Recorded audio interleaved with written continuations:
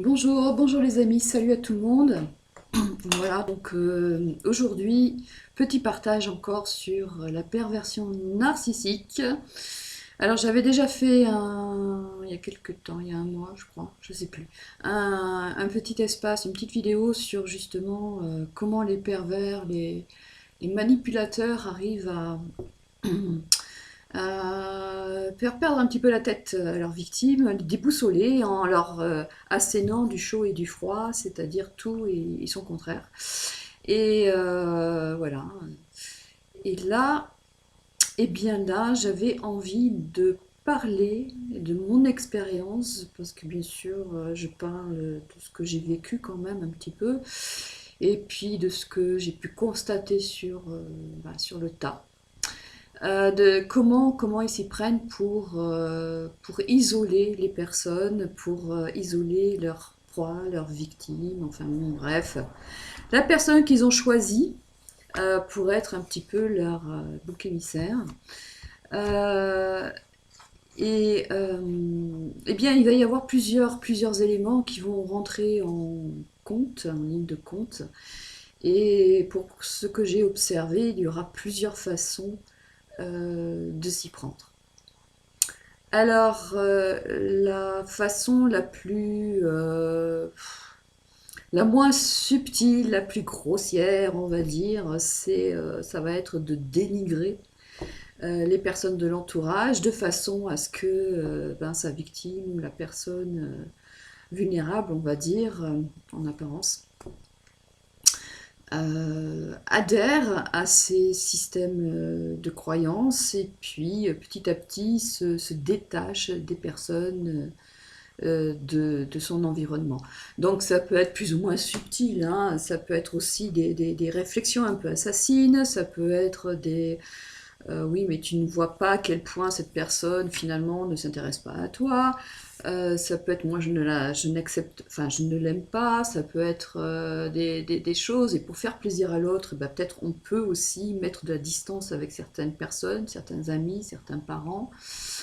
On peut se faire manipuler aussi parce que l'autre, enfin la personne toxique va pointer des choses, toujours en s'appuyant, hein, de façon, s'il est très fin ou si elle est très fine, en s'appuyant sur des faits réels, ils peuvent très bien orienter la pensée de l'autre et faire croire qu'effectivement il y a un blême quelque part. Voilà. Ça, c'est pour le truc le plus grossier, enfin le plus grossier entre guillemets.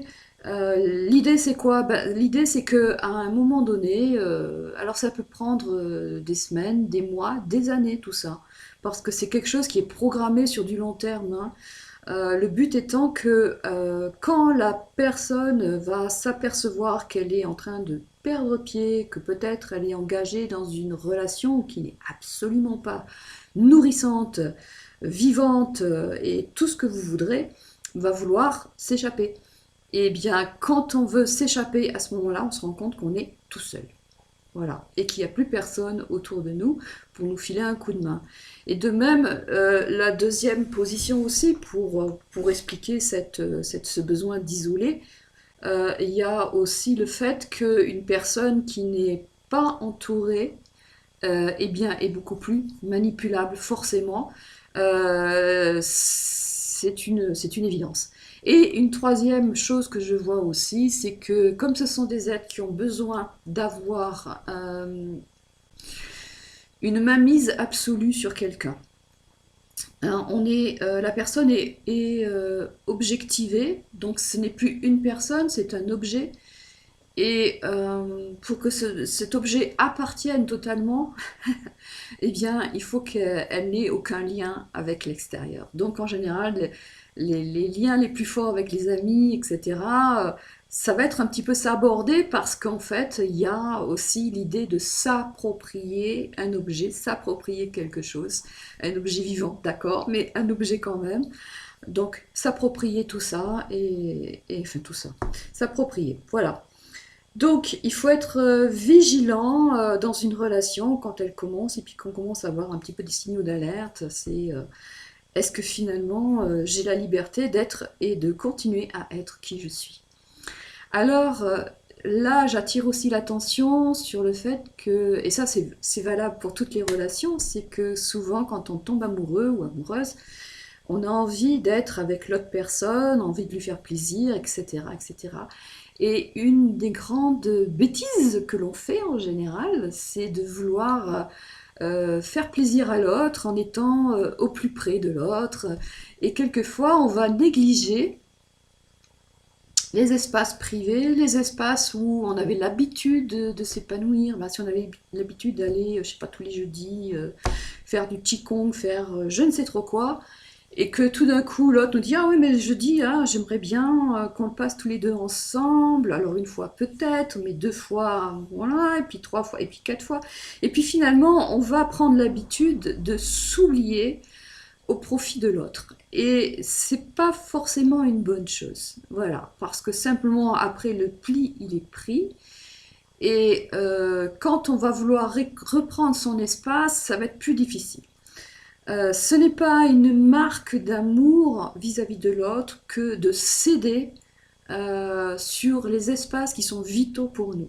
Et de l'autre côté, ce n'est pas une preuve d'amour aussi si l'autre abandonne ses espaces vitaux, n'est-ce pas, ses plaisirs pour nous, voilà. Parce que souvent, ce sont des preuves, on demande des petites preuves d'amour, etc. Mais franchement, c'est très collégien, quoi. Enfin, pour moi, hein, dans mon ressenti en tout cas. Euh, voilà, mais ceci dit, moi je suis tombée dans le piège aussi, alors c'est pour ça que j'attire l'attention. Et voilà, quels que soient sans rentrer dans des histoires de perversion ou je sais pas quoi, il faut quand même faire attention à toujours rester dans sa vérité, dans ses espaces, respecter les espaces et les besoins de l'autre et respecter ses propres besoins et son propre espace.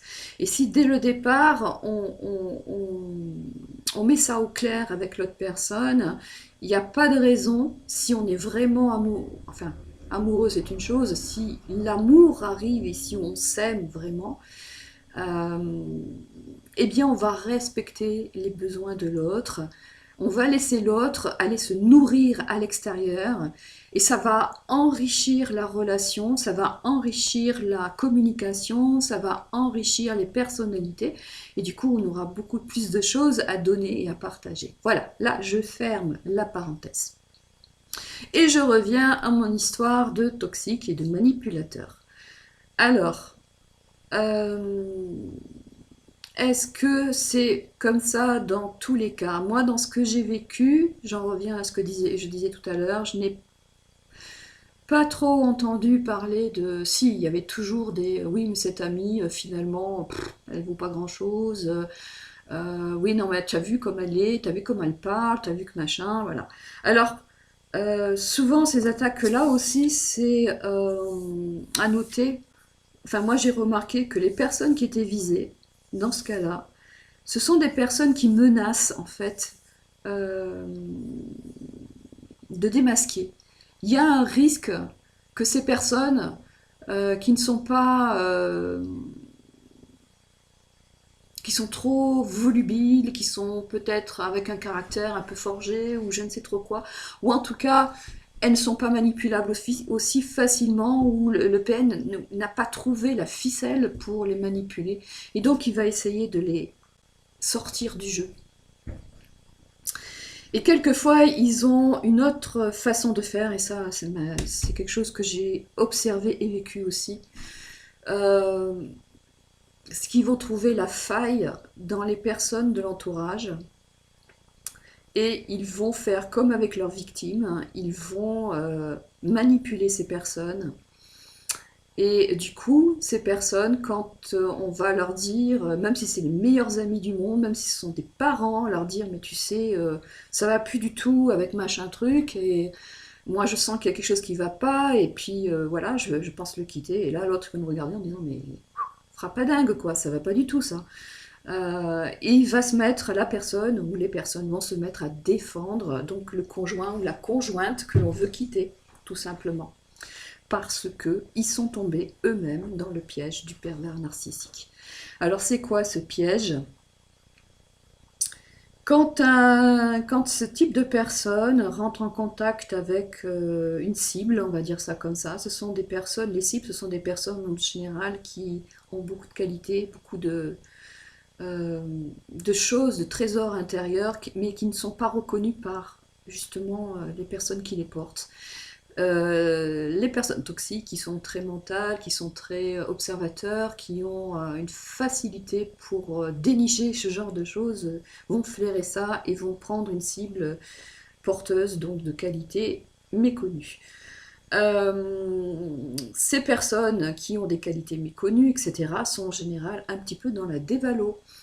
Et elles ont un rêve, une soif. Ce sont des personnes souvent qui ont été blessées et qui ont une soif de rencontrer un espace où elles vont pouvoir vivre quelque chose qu'elles n'ont jamais vécu.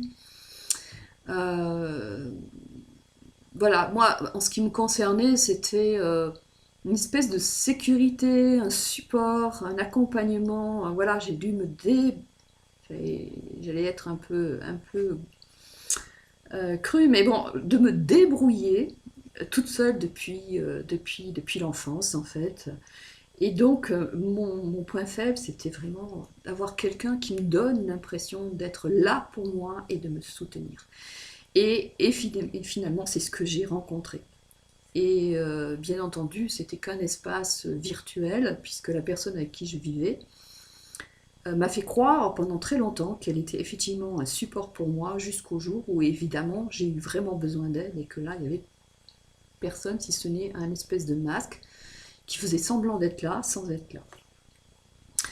Par contre, on devient super accro à cette image, on devient super accro à cette énergie, à ce rêve qu'ils nous vendent, à ce rêve qu'ils nous vendent. Et entre parenthèses, je ferai une vidéo là-dessus plus tard. Quand on va les quitter, ça va faire partie des sombres heures, des sombres mois où il va falloir se désintoxiquer de ce genre de drogue. C'est pas de la drogue physique, c'est de la drogue énergétique, c'est de la drogue émotionnelle, psychique. Et il y a un passage qui est un peu dur pour se désintoxiquer de ça. Voilà. Donc, ce mécanisme d'observer, de regarder qu'est-ce qui manque chez l'autre, eh bien, ils vont le faire avec des personnes de l'entourage et ils vont leur donner ce dont ils avaient envie. Si on a un frère qui a vécu avec que des filles et puis qui rêvait d'avoir un frère, eh bien voilà, cette personne va faire sentir à ce frère qu'il est le frère idéal. Si on a une mère qui rêvait d'un fils idéal, il va être le fils idéal pour cette mère. Donc je parle pour un homme qui serait un conjoint toxique, PN, mais ça peut être la même chose avec les femmes. Hein. Voilà, donc il y a pas plus. Voilà.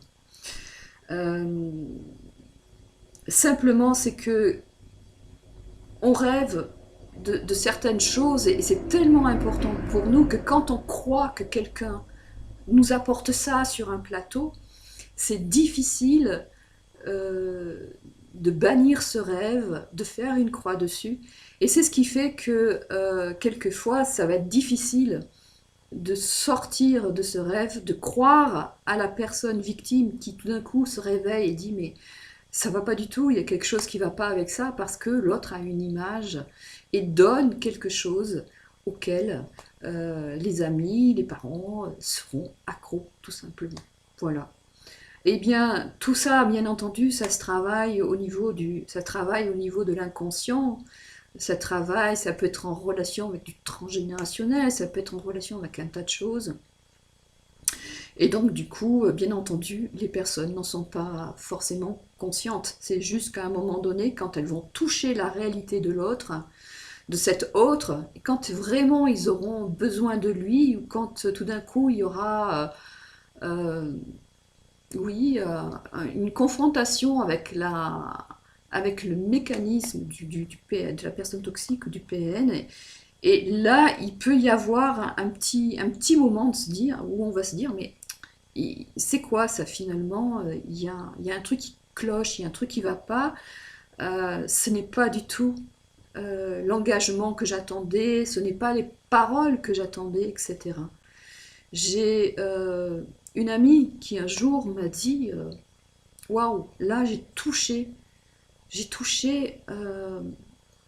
comment, le vide. J'ai touché le vide en lui parlant, en parlant de mon ex bien sûr. Quand elle lui a partagé quelque chose par rapport à son animal de compagnie qui était mort, et que lui, il a tourné ça en choup, mais en quelques secondes, parce qu'il a été sûrement surpris, donc il n'a pas eu le temps de... Et, euh, et là, elle a pu toucher le fait qu'il n'avait pas de compassion. Pas de compassion. Et que ça ne l'atteignait pas. Donc, elle n'a pas eu le retour attendu d'une personne qu'elle pensait être dans la compassion, dans l'accompagnement, etc., etc. Voilà, c'est des petits moments où on peut avoir un petit peu de lucidité et qui font que les choses peuvent évoluer. De toute façon, avec le temps, en général, les gens finissent toujours par reconnaître. C'est un petit peu comme avec certaines structures de caractère qui sont un peu dominantes. Avec le temps, on finit toujours par voir où sont les failles. Enfin, voilà. Quelquefois oui, quelquefois non, parce que des fois ça dure assez longtemps quand même. Euh, L'important pour les personnes qui sont victimes de ça, c'est de recréer du lien, parce que vous trouvez une personne vraiment de confiance, parce que quand on va vouloir quitter, on aura vraiment besoin d'un soutien. Moi, c'est ce qui m'a vraiment aidé, c'est d'avoir une personne au moins qui comprenait ce que je racontais, qui m'écoutait et qui me disait pas que qui me disait pas que j'étais complètement à l'ouest, tout simplement. Et, euh, et c'est super, super important. Euh, Sortir de son isolement, quitte à aller rencontrer des personnes à travers une association, se faire suivre avec une thérapeute, c'est hyper, hyper important parce qu'on va en avoir besoin pendant quelques temps. Voilà. À savoir que les personnes qui se sont un peu détournées de nous ne l'ont pas fait exprès, elles ont été aussi victimes, et puis se pardonner aussi pour celles qu'on a laissées un peu tomber parce qu'on croyait que les paroles de l'autre étaient sacro-saintes, quoi, voilà.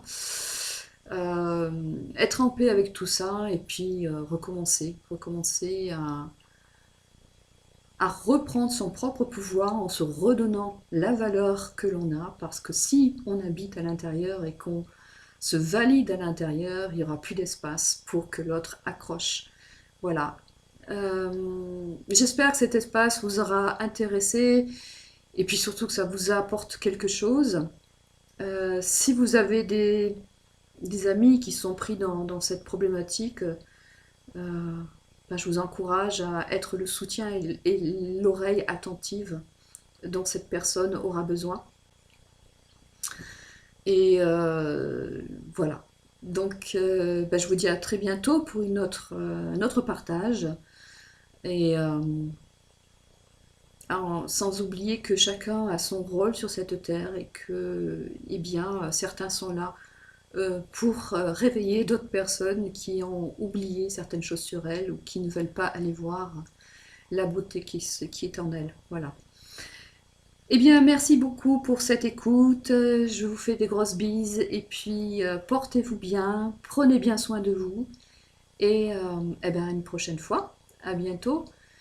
Euh, oui, je vais proposer novembre, décembre, je crois, je ne sais plus, des ateliers. Donc, pour les personnes qui s'intéressent au passage d'âme ou qui ont des manifestations particulières et qui se posent des questions, voilà, à ce sujet, j'aurai un atelier là-dessus. Euh, et puis un atelier sur la relation à son lieu de vie et à sa maison. Et on parlera de l'âme des maisons et de qu'est-ce que ça peut nous apporter, quels sont les échanges entre. Voilà. Donc vous trouverez ça sûrement sur ma page Facebook et puis bientôt sur le site. Voilà pour les nouvelles. À bientôt.